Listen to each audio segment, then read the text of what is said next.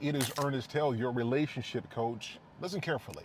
Disrespect can lead to disconnection. Now, this goes for any relationship. This is for romantic, for marriage, for business, for friendships.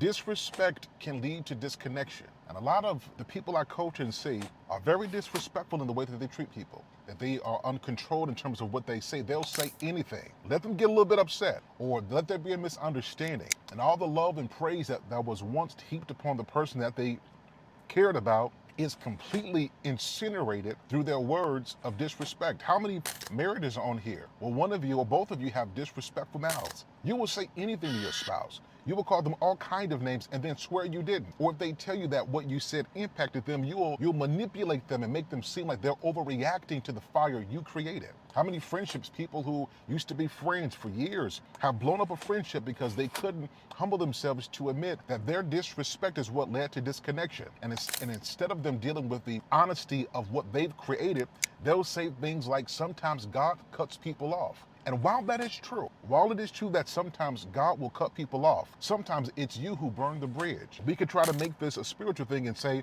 what's for me, what God has for me is for me, as a way to get away from the responsibility we have to maintain the relationships we have.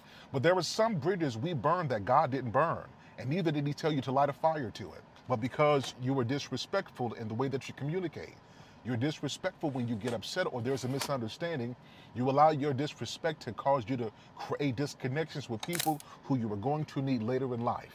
So I'm telling you, before you lose your marriage, before you lose your man, before you lose your woman, before you lose a great connection, check yourself. Make sure that you are not the disrespect that leads to a disconnection that might disrupt you on your way to fulfilling your destiny. I'm Ernest Hale, your relationship coach. Let me know what you guys think in the comments.